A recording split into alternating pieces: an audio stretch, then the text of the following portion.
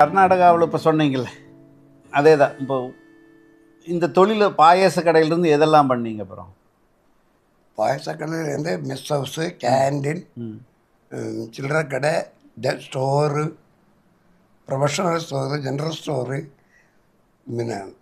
பருத்தி, புகையிலை கிருஷி பிஸ்னஸ்ஸு, போர்மை எல்லாம் வச்சுருக்கேன். அப்புறம் இந்த ஒரு ஜவுளி கடை, அது நாம் 30 லட்சம் ரூபாய்க்கு ப்ராப்பர்ட்டி நம்ம கடையில் கடை தயார் பண்ணால் கொண்டு வந்து வச்சுருவோம். 30 லட்சம் ரூபாய்க்கு மார்வாடி ஹைதராபாத்தில் இருக்குது. அதனால் 10 லட்சம் ரூபா ரெடி கேஷ் கொடுக்கணும். கொடுத்துச்சுன்னா 30 லட்சம் ரூபா பொருளை கொண்டு வந்துடுவோம். 3 மாதம் கொண்டு அங்கே இருந்து ஆள் வரும். அது வந்து கலெக்ஷன் எவ்வளோ போயிருக்கு அத்தனையும் பாவம் லோன் பண்ணுவோம். அடுத்த விற்று கொண்டு வந்து கொடுக்கணும். எப்போவே 30 லட்சம் ரூபா பொருள் நம்ம இருந்துக்கிட்டே இருக்கும். அந்த மாதிரி ஒரு வியாபாரம் ஓப்பன் பண்ணலை. அதிலிருந்து அப்போ உங்களுக்கு வந்து அந்த நகையெல்லாம் கொண்டு வந்தீங்களா? அதெல்லாம் என்ன, நீங்கள் சம்பாதிச்ச நகையா திருட்டு நகையா? அதெல்லாம் சம்பாதிச்சு நகை இல்லையே. நகையை அப்போவே விற்றுட்டீங்க. விற்று தான் இந்த பிஸ்னஸில் போட்டீங்களா? ஆமாம். அப்போ முதலீடு வந்து அதுதான். அதுவும் ஒரு அந்த காலத்தில் வந்து ஒரு 1.5 லட்சம் ரூபாய்க்கு உள்ளதாக அவ்வளோதான் இருக்கும். பிஸ்னஸ்னால் நாம் நினைக்கிறோம் அப்புறம் பயங்கரமாக அதெல்லாம் இல்லை. அது எனக்கு எத்தனாவது வருஷம் அது?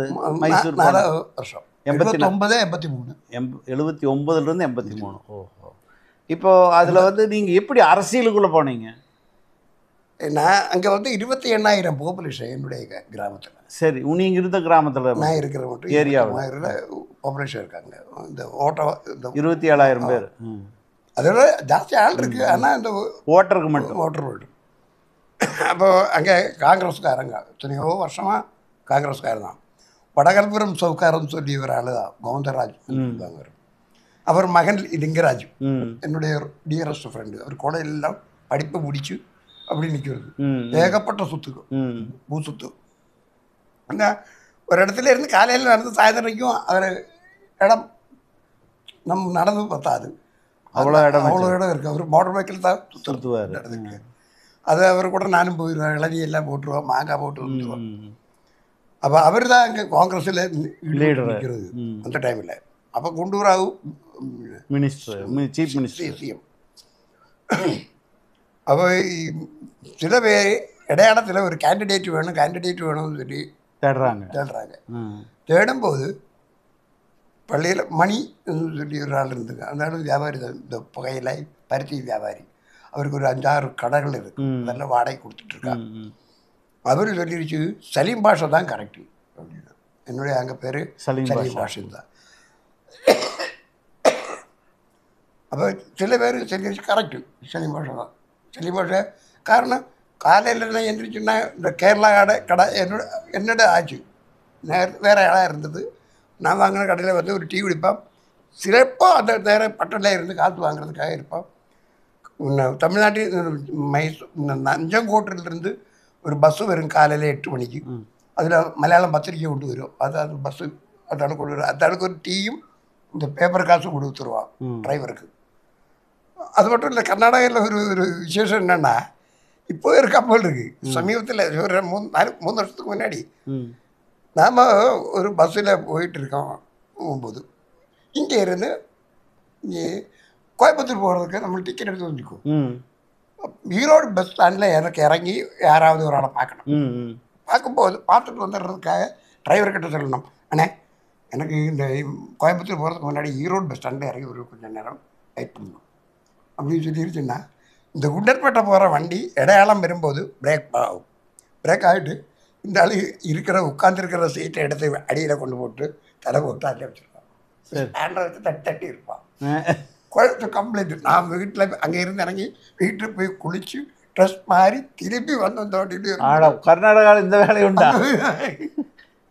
அதுக்கு என்ன சில்லறை கொடுப்பீங்களா? காசு கொடுக்கணும். அதுதான் அதனால அந்த மாதிரி இருக்கிற இது இப்போ சொல்கிறதுக்கு காரணம் என்ன, அந்த இது அரசியலுக்குள்ளே போகிறதுக்கு அப்படி இதாக இருந்துக்கும் போது எல்லாத்துக்கும் காரணம் எனக்கு இந்த வண்டி இது எல்லாம் சில பேர்கள் பார்த்துட்டு தானே இருப்பேன். வண்டியில் கட்டுற வேலை எல்லாம் இந்த மணி சொல்லிடுச்சு. மணிதான் இது சலீம் பாஷா தான் இது ஆப்டான ஆளு.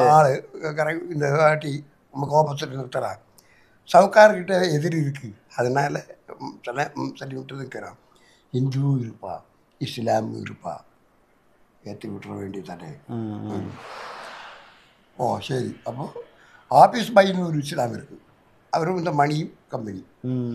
இந்த மணியும் நானும் கம்பெனி. ஏன்னா நாங்கள் தண்ணி போடுறது யாருக்கும் ஜோடியா, அவருக்கும் வேற யாரும் தெரியாது. நாங்கள் ரெண்டெல்லாம் அவருக்கு ரெண்டு பேரும் தண்ணி போடுறதே தெரியாது, யாருக்கும் தெரியாது. காரணம் புல்லட் இருக்கு, அதில் போய் நாங்கள் அடுத்த பேகூர் போய் தண்ணி போடுறது. நான் உடற்பட்டிருந்து பேகூர் போய் தண்ணி போட்டுட்டு திரும்பி வர்றது 17 கிலோமீட்டர்.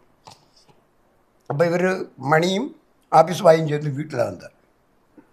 இந்த மாதிரி இருக்குது. சரி, அடுத்த வாட்டி நீதான் இங்கே கேண்டிடேட்டு ஜனதா பார்ட்டிக்காக நிற்கணும் அப்படின்னு. நான் நிற்கிறது எனக்கு அந்த பழக்கம் வேணாம். அரசியல் விஷயத்தில் நீங்கள் என்ன தலையிடாத, நான் உங்களை விட அரசியலாக கழிச்சவன். இதை விளையாண்டது பூண்டு விளையாட்டது நீங்கள் விடுங்க. என்னுடைய நம்பர் எல்லாம் இப்போ கேரளாவில் மினிஸ்டராக இருக்காங்க. அப்போது அந்த டைமில் மேர்ஸ்வாட்டியில் குருதாஸ் இருக்கிறாங்க. அப்போது இல்லை சரி, நான் ஒத்துக்கிறேன். அண்ணன் நான் இங்கே ஜெனிச்சவனா, இங்கே வளர்ந்தவனா, நான் வந்து 1.5 வருஷம் தான் ஆக போகுது. அதை பற்றி ஒன்றும் கவலைப்பட வேணாம், சரி நாங்கள் பார்த்துக்குறோம். அவர் அடுத்த 2-3 நாள் 5ஆவது நாள் நான் அங்கேயே ஜெனிச்சு அங்கேயே வளர்ந்து அங்கேயே இதான கர்நாடகத்தில் வந்து டாக்குமெண்ட் ரெடி பண்ணிட்டாங்க, என்கிட்ட கொண்டு வந்துட்டு நிற்கலாமே, நீங்கள் எதுவுமே செய்ய வேணாம், நாங்கள் பார்த்துக்கிறேன் எல்லாமே அப்படின்னு. சரி, உங்கள் இஷ்டம்னா உங்கள் இஷ்டம், தெளிம்பாட்டு தானே. அப்போ நான் என்ன நினச்சேன், இது கரெக்டு. இங்கே இதாகிடுச்சுன்னா கேரளாவிலே இல்லை, நம்ம ரெக்கார்டே எல்லாம் போயிடும். இங்கே சலியம்பாட்டு தானே, நம்ம மணியம் பிள்ளையா. ஆமாம், ஜெயிச்சிருச்சுன்னா அது ரைட்டு. காரணம் ஜெயிக்கு எனக்கு ஃபுல் கேரண்டி. 25,000 பாப்புலேஷனில் என்ன எதிர் பண்ணுறதுக்கு யாரும் இல்லை, ஆப்போசிட் கேண்டிடேட் இல்லை, ரிபல் இல்லையே யாரும் இல்லை. எலெக்ஷன் டிக்ளேர் எப்போ பண்ணணும் அப்போ ஜெயிச்சா சலீம் பாஷா ஜெயிச்சிட்டாருன்னா மணியன் பிள்ளை செத்தாச்சு, அவ்வளோதான். அது உருவவே இல்லை. அப்புறம் இதுதான் மணியம் பிள்ளை, அதுதான் மணியம் பிள்ளைன்னு கர்நாடகா கேரளா கவர்மெண்ட் விட்டுருக்க வேண்டியதுதான். ஆமாம், என்ன ஒன்றும் பண்ண முடியாது. அது பண்ண முடியாதுன்னா வேற ஜெயிச்சா தானே அப்படின்னு கேட்போம். ஆனால் ரிபல் இல்லை, எலெக்ஷன் டிக்ளேர் ஆயிடுச்சுன்னா நான் ஜெயிச்சிருச்சு. அதனால தான் எனக்கு பயர்ந்து இருந்த ஒரு ஆள் அப்துல் சேட்டோ, அப்துல் ரஹ்மான் சேட்டோ அப்படி என்ன ஒரு பேர். அவர் 5 வருடம் மினிஸ்டராக இருந்தாங்க, எஜுகேஷன் மினிஸ்டராக. சரி, நாம் அங்கே அந்த இடத்துல வந்துருச்சுன்னா ஏதாவது விவசாய மந்திரியோ ஏதோ ஒரு மந்திரியாக இருக்கும். இந்த டைமில் இந்த காலத்தில் அந்த டைமில் அந்த பேரில் இருந்துருந்துச்சுன்னா இந்த காலத்தில் ஏதோ ஸ்டேட்டில் கவர்னரோ இல்லை ஏதோ மினிஸ்டரோ அந்த டைமில் போயிடுவோம். இப்போ இந்த மினிஸ்டர் இருக்கிறாங்க, இது அரசாங்கம் காங்கிரஸ் மாதிரி இருச்சுல்ல. அப்புறம் ஜனதா பார்ட்டி வந்து ஜனதா பார்ட்டியை போல போகுது, இல்லை டெல்லோட சேர்ந்து வந்தது, அது போய்கிட்டு பிஜேபி சிவசேனா பிஜேபி வந்து நல்லா வந்துருச்சு. அப்புறம் என்ன கேண்டிடேட் ஆகி இதாகிடுச்சு. சரி, உங்களை யார் கர்நாடகத்தில் இருந்தே பிடிச்சி கேரளாவில் இங்கே தான் இருக்குதுன்னு எப்படி ஐடென்டிஃபை பண்ணாங்க? நான் அடிக்கடி அம்மாவை பார்க்க போகிறது ஒரு பழக்கம் இருக்குன்னு சொல்லிடுறேன். அவன் எப்போவே 2 வருஷமாக அப்படியே போயிட்டுருக்கான். அப்போ இந்த போகும்போதெல்லாம் என் பொண்டாட்டி கேட்பான், நீங்கள் போய் உங்கள் வீட்டுக்காரையை தான் பார்க்குறீங்க, எனக்கும் ஒரு அம்மா இருக்குல்ல, அப்பா தானே சத்து வச்சு மிச்சம் இருக்கிறாங்களே, அது பார்த்துட்டு வந்து பார்த்துட்டு வாங்க, நான் ஒரு லெட்டர் போலும் போடலையே உங்களுக்கு தெரியும்ல. அப்போ நான் சொன்னேன், எங்கள் வீட்டுக்காரு எங்கள் ஊருக்காரு மாதிரி இல்லை, உங்கள் ஊர், என்னை அங்கே பார்த்துச்சுன்னா தண்ணியே கொண்டுருவான், இல்லைன்னா ஜெயிலில் போலீஸ் பிடிச்சி கொடுத்துருவான். அது ஒன்றும் வராது. அதுக்கு அந்த காலம் அப்போவே அவருக்கு எல்லாம் தெரிஞ்சு வச்சு நல்ல ரீதியில் ஆக்கும். நம்ம இன்னும் கடைசியில் ഒരുപാട് பல வாட்டி சொல்லி வச்சு பல வாட்டி நான் உதச்சிட்டு செய்திருக்காரு. நிறைய அடி வாங்கி இருக்காரு இந்த விஷயத்தில். கடைசியில் எனக்கு என்ன கஷ்டம் ஒரு இதாகிடுச்சு. இவ்வளோ அடி வாங்கி போகும்போது வந்துட்டு அப்படியே தட்டி அப்படி உம்மை வச்சு அப்படியே எல்லாம் சொல்லுவேன், பராசங்களும் போய் எங்கள் அம்மாவை பார்த்துட்டு வாங்க அப்படின்னா. அப்படி ஒரு வாட்டி போனது கரெக்டு, எல்லாமே சேர்ந்துருச்சு. கூட்டம் சேர்ந்த மாதிரி ஒன்று சரி பண்ணி இதை பிடிக்கச்சோடு இவனை விடாதே, அப்படியாகும் இப்படியாகும்னு பல பேர் பல இதில் சொல்லிச்சு. சொல்லும்போது நான் இவர்கிட்ட சொன்னேன், அம்மா எனக்கு ஏதோ ஒன்று ஆச்சு, உங்கள் பிள்ளை அங்கேயே இருக்கும், வேறு எந்த இடத்துலையும் இல்லை, உங்கள் பிள்ளைக்கு எந்த அது எப்படி பாடி சொல்ல முடியும்? அவங்க எழுத தெரியாதவளா? அவளை 10ஆம் கிளாஸ் வரை படிச்சிருக்கு, அவள் வரும்போது எழுத்தாவது போடலாம்ல. அவள் தான் சொல்லி அட்ரஸ் தெரிஞ்சிச்சுன்னா போலீஸ் அங்கே வந்துடும், குழப்பம் தானே, உங்களுக்கு தெரியுமில்ல, ஒன்று செய், யாராவது ஒரு ஆளை கொடு, சலீமை கூட சேர்த்து விடு அப்படின்னா. அப்போ கல்யாணம் ஆகாத நிற்கிற பையன், வயசு பையன் வந்தான், டிரைவர், எஃப்சிஐயில் டிரைவராக இருக்கான். அங்கே நம்ம வந்துருச்சு. அவன் நானும் சேர்ந்து போனோம். அப்போ அடுத்த நாள் 3வது நாள் 4வது நாளுக்குள்ளே இங்கே வந்துடுவான். இங்கே போகிறதுக்கு 2 நாள், வர்றதுக்கு 2 நாள் அப்படின்னு சொல்லிட்டு இவன் அங்கே வரும்போது என்னுடைய ஸ்டாண்டர்டு, என்னுடைய லெவல் எல்லாம் பார்த்துட்டு அவனே ஒரு மாதிரி ஆயிடுச்சு. அவன் மச்சா கூட சேர்ந்து அங்கேயே தங்கிறான். 2 நாள் ஆச்சு, 4 நாள் ஆச்சு, 6 நாள் ஆச்சு, 10 நாள் ஆச்சு. அப்புறம் நான் கொண்டாட்டி சொன்னடி, இவன் இங்கேயே நிற்கிது, போயில்லைங்க. அது அவன் ஆசிச்சு நிற்கணும், நீங்கள் எதுவும் பேசக்கூடாது, அவள் போன போட்டு இல்லைங்க, அங்கே நிற்கட்டும், அவன் அம்மாவுக்கெல்லாம் தெரியும், அவன் சொல்லிருச்சா, எல்லாருக்கும் தெரிஞ்சிருச்சுன்னு, என்னென்ன அங்கேயே நிற்கட்டும், நீங்கள் ஒன்றும் சொல்லக்கூடாது, உங்கள் இஷ்டம். அந்த டைமில் இங்கே என்ன ஆகுது, போனவனே இல்லை, மோளும் இல்லை, பொண்ணும் போச்சு, பையனும் போச்சு, என்னமோ கொண்டே போட்டிருப்பான், அவன் கொண்டுவான், அப்படி ஆக்கும் இப்படி ஆக்கும்னு போலீஸ் ஸ்டேஷன்ல எல்லாம் கம்ப்ளைண்ட் போட்டு போலீஸ் அவரோடு இருக்கும். மணியம் பிள்ளை கிடச்சிச்சுன்னா என்னமோ இந்தியன் பிரசிடென்ட்டை கிடச்ச மாதிரி இருக்கும்னு நினச்சிட்டு இருக்கிறேன். போய் கேரளா போலீஸ், ஐயோ வந்தவொடனே வரட்டும் ஒன்று சொல்லுங்க, அவன் வந்துருச்சுன்னா எங்களுக்கு தகவல் கொடுங்க, இல்லை எப்படியாவது வளைஞ்சி வச்சு இப்படி சொல்லி சுற்றிட்டு நீங்கள் ஃபோன் பண்ணால் போது நாங்கள் வந்துடுறேன் அப்படிங்கிற எல்லா 2 போலீஸ் ஸ்டேஷனில் போய் கம்ப்ளைண்ட் பண்ணிருக்கோம். பூந்தர ஸ்டேஷன், ஏர்போர்ட் ஸ்டேஷன், 2 ஸ்டேஷன் ட்ராண்டத்தில். 1 மாதம் ஆச்சு பையன். 1 மாதம் பையன் இங்கே இருந்துட்டா? அவனுக்கு உங்கள் மச்சானோட வீட்டு வசதி அப்படி பூரிச்சு போயிட்டான். காரணம் எத்தனை பேர் வந்து ராவில ஐயா, அந்த காலத்தில் பயங்கரமாக இருக்கும். ஆமாம், 1,000 ரூபா தான் சம்பளம் ஒரு புருஷனுக்கு, ஸ்திரீக்கு 1 ரூபா அந்த டைமில். நான் 1,500 ரூபா, நான் 1,500 ரூபா 2 ஆடு போது நீங்கள் தான் தெய்வம். ஒரு சேர பொதியும் ஒரு வெள்ளவும் சும்மா 10 சும்மா தான் கொடுக்குறது. கல்யாணத்துக்கு அவர் வீட்டில் நாளை கல்யாணம்னா இன்னே போயிருந்தது, சிரமம் பண்ணுறது, ஏதோ ஃபைனான்ஸ் பண்ணுறது. அதனால தான் அவங்க எல்லாம் என்ன சேர்த்து இந்த எலெக்ஷன் நிறுத்ததுக்கு காரணம் தான். அவ இதெல்லாம் பார்த்தோன்னே பையன் அங்கே மேலே நிற்கிறது, அவன் தரத்தில் நிற்கிறது இல்லை. மினிஸ்டருக்கு பிஏ ஆகிட்டான். ஆமாம், இல்லை ராமேஸ்வரம் கிட்ட எனக்கு வேண்ட அங்கே வந்து தோறுதலில் ஒரு வேளை ஃபஸ்ட்டு டைம் பேசி போயிடுச்சு. அதுக்கு பிறகு தான் குண்டூராக ஓட்டுல போகணுது. இப்போ பையன் 30 நாள் கழிச்சோன்னே நாளைக்கு போகணுன்னு நைட்டில் சொல்லிடுச்சு. கொஞ்சம் பணம் எடுத்து இது தனியாக கொடு, என்னுடைய பொறுப்பு கொடு, நீ ஏதோ கொடுக்குறது உன்னோட இஷ்டம், இது நான் கொடுத்தா கொடு, அம்மாவுக்கு கொடுக்க சொல்லு. இன்னொன்று அவங்ககிட்ட சொன்ன, டேய் நீ ஊரில் இறங்கிருச்சுன்னா முதல்ல நீ போக வேண்டிய உன் அண்ணன் வீட்டுக்கு போய்ட்டு இந்த லெட்டரை நீ அண்ணன்கிட்ட கொடுக்கணும், கொடுத்துட்டு தான் நீ வீட்டில் போகணும். அது வரைக்கும் நீ எங்கேயும் போகக்கூடாது, கரெக்டாக அண்ணன்கிட்ட இதை கொடுத்துட்டு நீ வீட்டுக்கு போகணும். காரணம் என்னென்னா, இந்த லெட்டர் அவன் கைகிட்ட இருக்கும்போது அவனுக்கு தெரியும், இவன் வீட்டில் போகும்போது இவனை போலீஸ் பிடிச்சிடும், எனக்கு தெரியாது. போலீஸ் பிடிச்சிருந்தா இவனை பிடிச்ச பேர இவனுக்கு தெரியுமே, இவன் உடனே டெலகிராம் பண்ணால் போதும், ஆளை பிடிச்சிருச்சு ஸ்டார்ட் இம்மீடியட்லி இது மட்டும். அதுதான் எழுதியிருக்கும், இன்பாம் இது இந்த மாதிரி இதில் வந்து இந்த மாதிரி சம்பவம் நடந்தால் டெலகிராம் செய்யணும் பிரஜையாக எழுதி கொடுத்துருக்கேன்.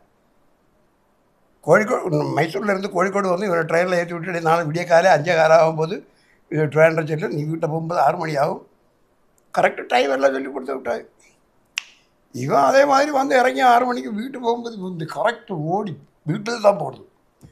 மச்சாவுடைய அக்காவுடைய விஷயத்தை வந்து அம்மாட்ட சொல்லணும், எல்லார்ட்டையும் சொல்லணும். அண்ணன் கிட்ட போகல ரொம்ப சொல்லி ஹாய் ஹூயின்னக்க சொல்லி ஒரு 6:30 மும்பை அப்படியே தூக்கியாச்சு, போலீஸ் பிடிச்சி அப்படியே ஸ்டேஷனில் கொண்டு போயிடுச்சு. அதுவும் பேட்டா ஸ்டேஷன், சிஐ ஸ்டேஷன் வந்து பேட்டா ஸ்டேஷன், ட்ரெயினர் பேட்டா. அங்கே கொண்டு போகும்போது எனக்கு இந்த மாதிரி ஒரு அக்காவும் இல்லை, எனக்கு இந்த மாதிரி ஒரு மச்சாவும் இல்லைன்னு சொல்லிடுச்சு.